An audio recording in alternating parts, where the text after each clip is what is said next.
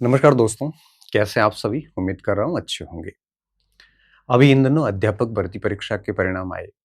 वरिष्ठ अध्यापक के परिणाम जारी किए आरपीएससी ने। स्कूल व्याख्याता के अंदर पेपर आयोजित हुए, कई बच्चे फर्स्ट पेपर में कुछ मार्जिन से रहे तो कुछ बच्चे सेकंड पेपर में रह गए। मतलब हम आज उन विफल छात्रों से बात करेंगे, छात्र-छात्राओं से, जिनको जनरली इग्नोर कर लिया जाता है। जो बच्चे सफल हो गए, जो लिस्ट में आने में कामयाब हो गए, वो हर जगह पोस्टर पे आ गए। चाहे वो सोशल मीडिया का पोस्टर हो, चाहे वो कोचिंग का पोस्टर हो, चाहे वो विद्यालय का पोस्टर हो, चाहे वो टीचर का पोस्टर हो।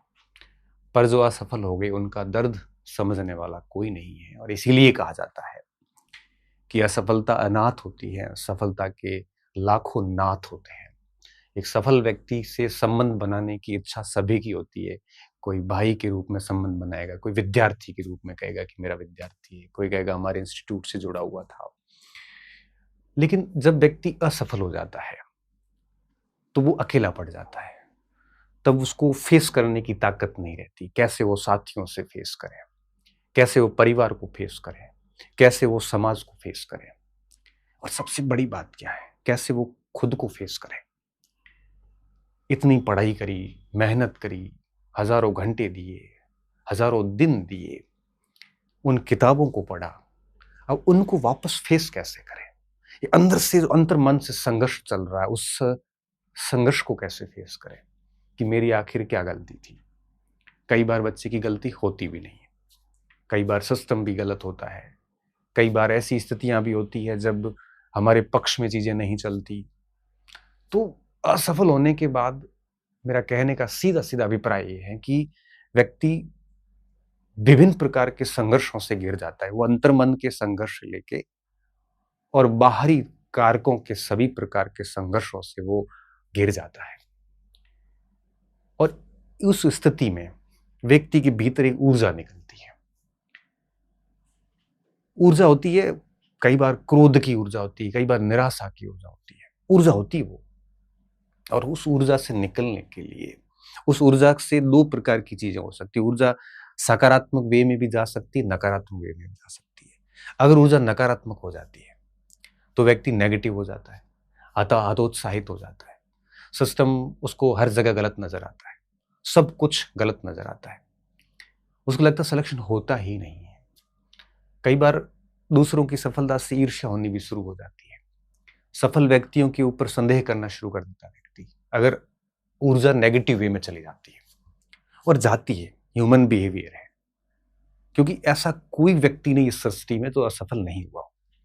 मैं स्वयं की बात करूं ना, तो 2013-14 तक तो मैं लगभग सारी परीक्षाएं पास करी थी। 13-14 के बाद से लेके मुझे याद है, मैं बहुत सारी परीक्षाओं में फेल हुआ। आईएएस मेंस फेल हुआ, 2 बार कंटिन्यूसली फेल हुआ। आरएस का मेंस फेल हुआ। मैं फर्स्ट एड का पहला उसमें फेल हुआ।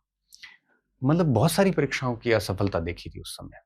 मेरा कहने का साफ मतलब है कि सब असफल होते हैं, ऐसा कोई नहीं है जो सब केवल और केवल सफल होता है। विफलता हो जाती है। तो कहते हैं ना कि प्रयासों और सफलता के बीच में कुछ अंकों का ही अंतर होता है। प्रयासों और सफलता के बीच में कुछ अंकों का अंतर होता है। अगर कुछ अंक अधिक आ जाते हैं तो सफल कहलाता, नहीं तो केवल प्रयास शेष रह जाते हैं। तो सब असफल हुए हैं, तो हमें उस चीज का अनुभव है कि किस तरह से चीजें चलती है दिमाग में, अंतर्मन किन स्थितियों से गुजरता है। संयम रखना पड़ता है, धैर्य रखना पड़ता है, चुप होना पड़ता है, एकांत चुनना पड़ता है। फेस करने की ताकत नहीं होती है। लेकिन उसी ऊर्जा का दूसरा वे है पॉजिटिव। और पॉजिटिव वेव जब आता है तो व्यक्ति प्रण लेता है कि बस अब आगे असफल नहीं होंगे। हम पेपर में क्या गलतियां करके आए उनको फाइंड आउट करिए। अब आप मुझे कह सकते हो सर हम सिस्टम की वजह से फेल हुए, हमारे 11 प्रश्न डिलीट हो गए, हमारे 36 प्रश्न डिलीट हो गए। मैं मानता हूं, लेकिन जो पास हुए हैं वो भी तो हुए। ये बहुत गलत है कि पेपर गलत बना ही क्यों, डिलीट हुआ ही क्यों। जितनी कठोर पनिशमेंट हो सकती परीक्षक के लिए वो होनी चाहिए, पर हम इसको माध्यम बना के केवल बच नहीं सकते कि हमारी कोई गलती नहीं। ऐसा नहीं होता।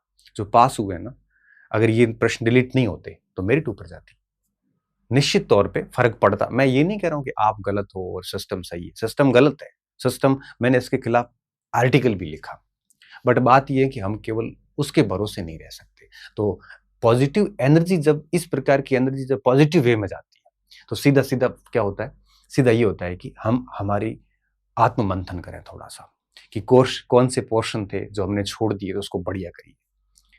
जो सबसे मजबूत होता है अपना पोर्शन, उसको और ठीक करिए। जो सबसे कमजोर है, उसको शुरू से वहीं से शुरू करके उसको ठीक करिए।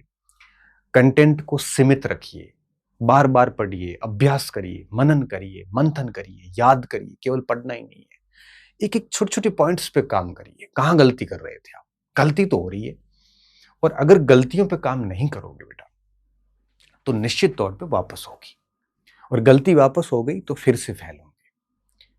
तो काम करिए, अब अपनी उस ऊर्जा को पॉजिटिव वे में ले जाइए। अब मंथन करिए आज आराम से। कहते हैं कि रात्रिकालीन मंथन, बड़े रात्रि काल में व्यक्ति एकांत में बैठ के जो सोचता है, बहुत न्यूट्रल होकर सोचता है, उस पर बाह्य कारकों का प्रभाव नहीं होता। सोचिए कि आप जिस एग्जाम की तैयारी कर रहे हैं, क्या आपने उस एग्जाम्स के सिलेबस को, 100% सिलेबस को क्या ढंग से तैयार किया था? ढंग से तैयार करने का मतलब है 5-6 बार रिवीजन किया हो, 100% सिलेबस पढ़ा हो, अच्छी तरीके से चीजें याद करी हो, 50-60% सिलेबस तो मुख जुबान याद हो, भरपूर अभ्यास किया हो, और उस सिलेबस को खूब सारा प्रैक्टिस और रिवीजन किया हो। लिमिटेड कंटेंट आपके पास में हो, केवल पढ़ाई नहीं बल्कि उसको याद भी किया हो, कंसिस्टेंसी के साथ लगे रहे हो। क्या ये सब किया है आपने? क्या ऐसा तो नहीं है कि कभी आप एक तैयारी कर रहे हो अध्यापक की, कभी वरिष्ठ अध्यापक की ओर जा रहे हो, कभी सीईटी की तरफ जा रहे हो? क्या ऐसा कर रहे हो?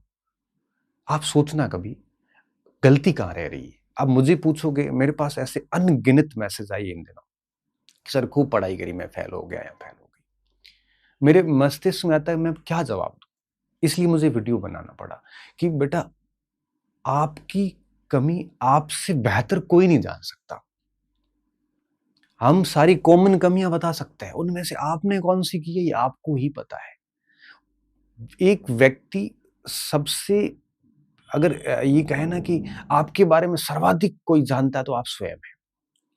आपको पता होना चाहिए कि अब कमियां कहाँ रहती है, कॉमन कमियां। पहली कमी ये होती है कि हम कंटेंट के ढेर बना लेते हैं, वो नहीं करनी है। अब कई बच्चों ने ये किया होगा। मैं कहता हूं कि हर पार्ट की एक एक किताब ले लीजिए, आप कोई भी लीजिए, कोई फर्क नहीं पड़ता। दूसरी कमी ये होती है कि हम याद नहीं करते, बल्कि हम उसको पढ़ते जाते हैं। अब पढ़ने से कुछ नहीं होता, उसको याद करना पड़ता। आंखें बंद करके सोचिए कि आप उसको याद कर पा रहे कि नहीं पा रहे। कई बच्चे ऐसे होते हैं, पढ़ते 20-20 बार है लेकिन याद किया नहीं उसको। क्या ये गलती तो नहीं कर रहे? तीसरी बात, हर पढ़े हुए टॉपिक के पुराने क्वेश्चंस वगैरह हर आयाम से सोच सोच के उसका प्रैक्टिस की कि नहीं करी? अगर नहीं करी तो परीक्षा हॉल में गलतियां होगी। फिर बार बार उसका रिवीजन किया कि नहीं किया? पढ़ते वक्त दिमाग में एज्यूम किया था कि नहीं कर रहे थे कि इसका कैसे क्वेश्चन बन सकता है? क्या आप एक ही परीक्षा को लेके बढ़िया तरीके से तैयारी कर रहे हैं, या आप डाइवर्ट हो रहे हैं बार बार? तो आप सभी चीजों पे मंथन कीजिए, गलती कहां रह रही है। और मैं विश्वास के साथ कह सकता हूं कि अगर आप एक आधा घंटा घंटे पर बैठ के न्यूट्रल होकर सोचोगे, खुद के प्रति ईमानदार होना बेटा बहुत जरूरी है।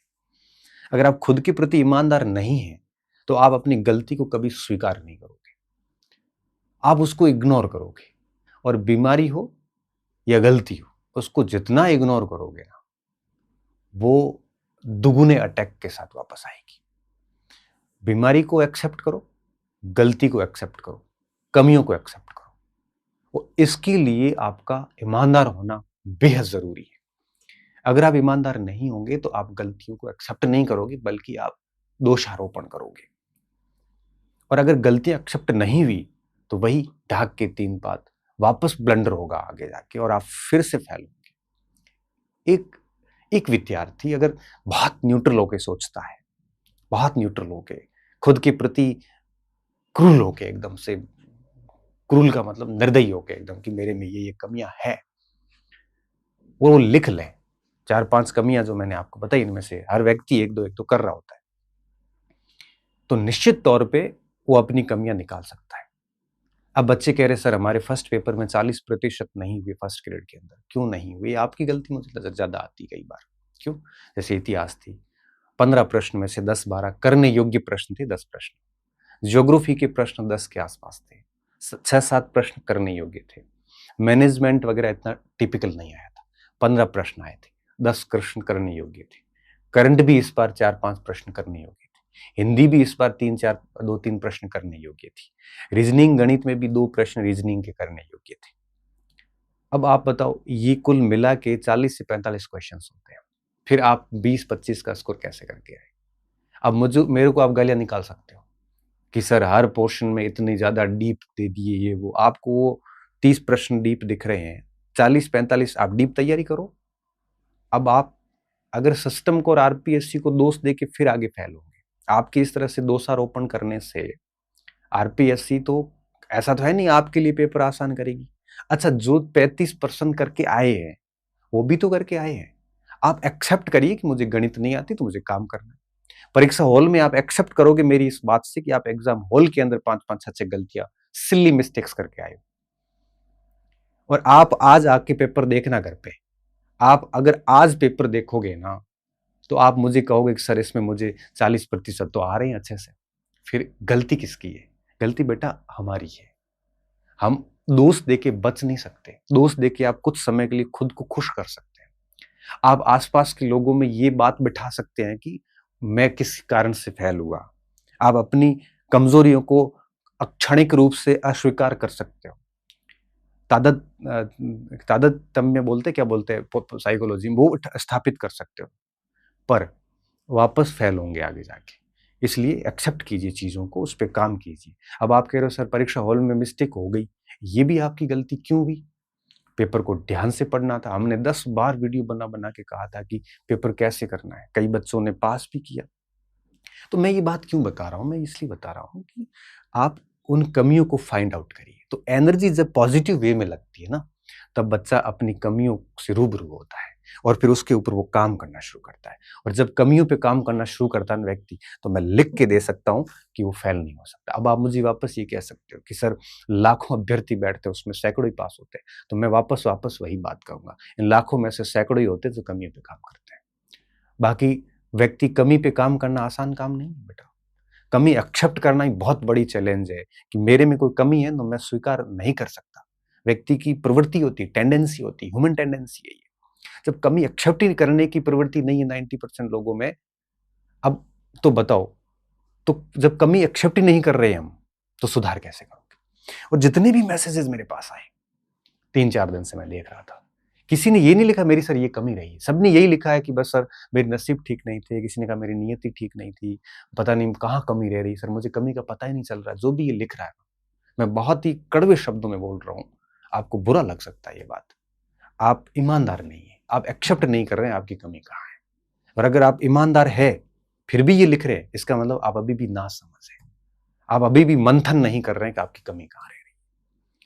कमी के बिना कभी भी इस तरह से रिजल्ट खराब नहीं होते। ठीक है, एक बार हो सकता है, 2-3-4 बार नहीं होते। अब लाखों में सर आपको सर सैकड़ों सीट तो 6 लाख बच्चे बैठे, 20 लोग, 40, 50, 100 लोग लेने थे। यहाँ जरूर काम करता है कि हाँ आपकी एक आधी मिस्टेक आपको बार कर सकती है, लेकिन जब 1000 सीट हो या 200 सीट हो, 500 सीट हो, यहाँ पर मैं कह रहा हूं कि उन लाखों में से कुछ सैकड़ों लोग ही होते हैं जो सच में कमियों पे काम करते हैं। तो मैं यही कहूंगा कि अपनी जो असफलता के बाद, विफलता के बाद में जो एनर्जी है, उसको पॉजिटिव वे में ले जाइए। आज ही आज बैठ के अपनी कमियों पे काम कीजिए, कमियां फाइंड आउट कीजिए, क्या क्या कमियां थी और फिक्स इट, और उसको फिक्स करो, कमियों को खत्म करो, उस पे जबरदस्ती तरीके से लग जाओ आप। और जिस परीक्षा को लेके आप तैयारी कर रहे हैं वापस उसी को लेके बैठो। अध्यापक में कोई फेल हुआ है तो अध्यापक की करिए। हाँ, आपका सिलेबस बहुत बढ़िया है और इसके आसपास कोई सैटेलाइट वैकेंसी आपके दायरे में आ रही है, सैटेलाइट मतलब सेम सिलेबस वाली, तो आप उसको ले सकते हो। जैसे कोई L1 की कर रहा है, L1 में फेल हुआ है, तो वो सीईटी है, ग्राम सेवक है, उसकी कर सकता है, पुलिस की कर सकता है। और जैसे L2 का स्टूडेंट है, उसके दायरे में कोई 2-4 वैकेंसी आ रही तो ले सकता है। हिंदी का है तो हिंदी सेकंड ग्रेड की तरफ जा सकता है। कोई सेकंड ग्रेड में असफल हुआ तो बड़ी आगे अपॉर्चुनिटी है। उसके बाद आगे वापस सेकंड ग्रेड फर्स्ट ग्रेड की ओर जा सकता है। तो जो जो दायरे में भर्तियां आ रही हैं उसको कवर अप पे रखिए और अच्छा डिसीजन लेके काम करिए। आपको लगता है कि मेरे से दूसरी नहीं होगी, मैं एक ही कर सकता हूँ, तो भरपूर तरीके से एक करिए और उसके 70% मिलने वाले सिलेबस जो है उनके फॉर्म भरिए, पेपर दीजिए। पेपर बहुत सिखाता है और इस तरह से आप 1 डेढ़ साल के लिए खुद को गायब करिए। सीमित कंटेंट रखिए, खुद पे काम करिए और जितना खुद पे काम करोगे, जितना पढ़ोगे उतनी आपको कमियाँ महसूस होगी। मैं आपको आज फिर से कह रहा हूँ कि 2026 अभी आप वापस पढ़ना शुरू करोगे ना, तब आपको पता चलेगा कि 25 में क्या कमियाँ रखी थी, इस कारण आप फेल हुए। तो जैसे-जैसे आप पढ़ोगे वैसे-वैसे आपको अपना मूर्ख होने का एहसास होता है। मैं आज जब कोई नई किताब पढ़ता तो मुझे लगता है यार मुझे तो कुछ नहीं आता। इसलिए आप अपनी एनर्जी को थोड़ा-सा पॉजिटिव वे में ले जाइए और जब एनर्जी को पॉजिटिव वे में ले जाओगे, तो निश्चित तौर पे आप ना तो निराश होंगे, ना नेगेटिव होंगे और आप फ़ोकस्ड होके काम करोगे और फ़ोकस्ड होके काम करोगे, तो निश्चित तौर पे आने वाली जो परीक्षाएँ हैं, उनमें आप है वो सफल हो जाओगे। तो मैं यही कहूँगा कि उदास नहीं होना, निराश नहीं होना है। जो रिज़ल्ट आ चुके हैं, उनको आप बदल नहीं सकते। इसलिए इस कमेंट्री से दूर होके बढ़िया काम कीजिए और एक-एक दिन जो आप बिगाड़ रहे हो ना आप, ये आगे जाके आपको लॉस करने वाला है। आपको रियलाइज़ होगा। अब जनवरी में पेपर हुए थे अध्यापक के, आज जून चल रहा है। अब मैं आप बताऊँ ये कई बच्चे ऐसे जिन्होंने 6 महीने से कुछ नहीं पढ़ा है। अब आप फिर कह रहे हो कि हम असफल क्यों हो गए? अब आपने असफलता की पृष्ठभूमि तैयार कर ली और कुछ ऐसे स्टूडेंट थे जो जनवरी में बढ़िया तरीके से लग गए। वो बच्चे 1 साल बाद सिलेक्शन ले लेंगे। आपको वहीं से लग जाना चाहिए था। 6 महीने किसके लिए? खुशी-खुशी बर्बाद कर दी आप लोगों ने। अभी सेकंड ग्रेड की परीक्षा है जुलाई में, मैं आपको बता रहा हूँ और आप देखना इसके बाद 4-4 महीना आप पढ़ोगे नहीं। तो अब आप सफलता की उम्मीद भी मत करो। अभी फर्स्ट ग्रेड के एग्ज़ाम्स हुए हैं जून में, मई-जून में। कई बच्चे ऐसे बैठे अभी भी की में उलझे हुए पढ़ाई छोड़ रखी है। मैं कहता हूँ कि आप फिर असफलता की पृष्ठभूमि लिख रहे हो। इसलिए मैं कहता हूँ देखो मेरे शब्द कड़वे ज़रूर हैं, ये आपको चुभ सकते हैं, आप मुझे कमेंट सेक्शन में सुना भी सकते हो, पर मुझे कोई फ़र्क नहीं पड़ता क्योंकि सच्चाई कहने में मुझे पहले भी डर नहीं लगा, आज भी नहीं लग रहा, आगे भी नहीं लगेगा। मुझे किसी भी चीज़ का कोई फ़र्क नहीं पड़ता। सच्चाई जो मुझे लगती है, जो मेरे व्यक्तिगत एक्सपीरियंसेज़ हैं इस सारे कॉम्पिटिशन की जर्नी के, वो मैं डेफ़िनेटली शेयर करूँगा और जो अच्छे बच्चे हैं उनको ये बातें ज़रूर अच्छी लगेगी, चुभेगी, अच्छी लगेगी और बच्चे अनुकरण करेंगे इन चीज़ों का, तो निश्चित तौर पे आने वाला समय आपका बढ़िया होगा। नहीं तो वापस वही ढाक के तीन पात, कोई ज़्यादा कुछ मिलने वाला है नहीं। तो आप एनर्जी को यूज़ करिए और बढ़िया तरीके से वापस फ़ोकस्ड होके काम करिए।